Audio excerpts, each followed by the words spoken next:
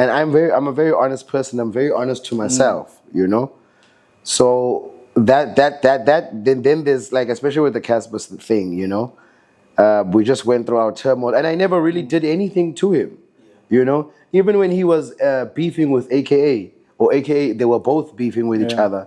I was an advocate of him, and I'd always reprimand AKA when he took it too far.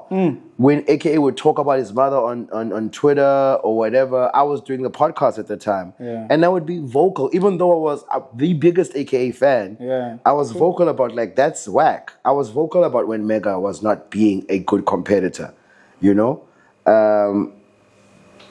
And I think maybe that was the problem for Caspper. Even if he knew that I was being vocal, he just knew that I also had a great relationship with AKA, you know?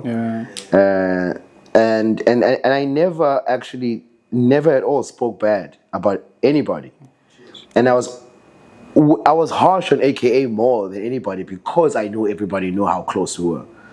So I was also very surprised when that swearing thing came, but I also realized it came at a time when I was doing a podcast, and I said to, at that episode, I said to everybody, I said Ricky, I said AKA, I said Caspper, I said Cuesta, and I excluded KO,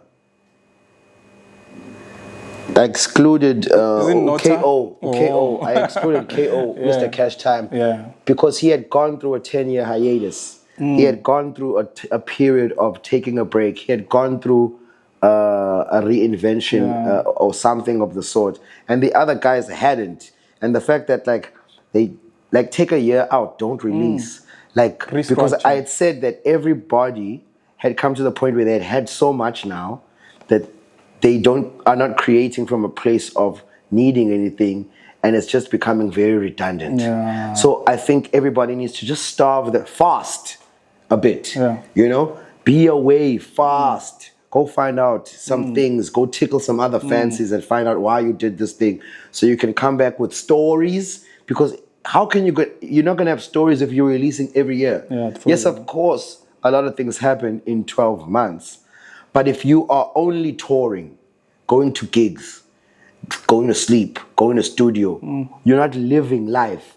How can you tell stories that are going to make people that are living life buy your album?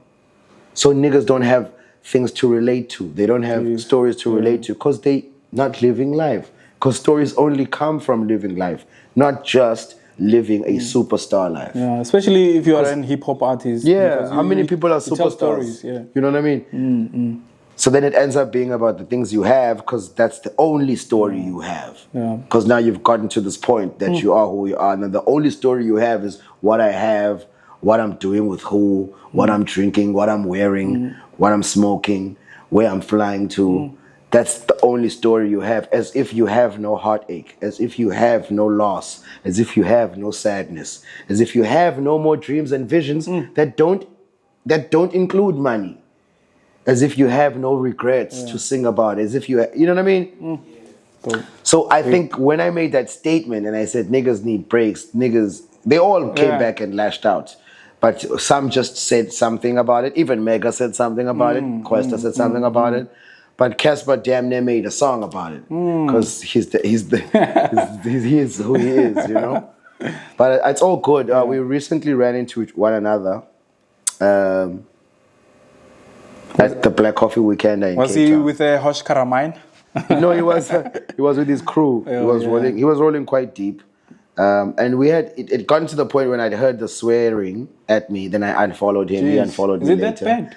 It was that bad. But it wasn't a big thing. We just ended it in private. And then I ran into him now recently at the Black Coffee Weekend in Cape Town. And literally we looked at each other and then we just hugged, man. And we just like, yo, good to see you, good to see you. And then I followed him and then he followed me back. Then we were talking on DM right before I came to PE. About what I said when you asked me, do I think Caspper called you China or something else? Was it that question? It was that question. Then we just saw each other recently and we were talking on the phone. So at the weekend, did you see Black Coffee's bike, the LV bike?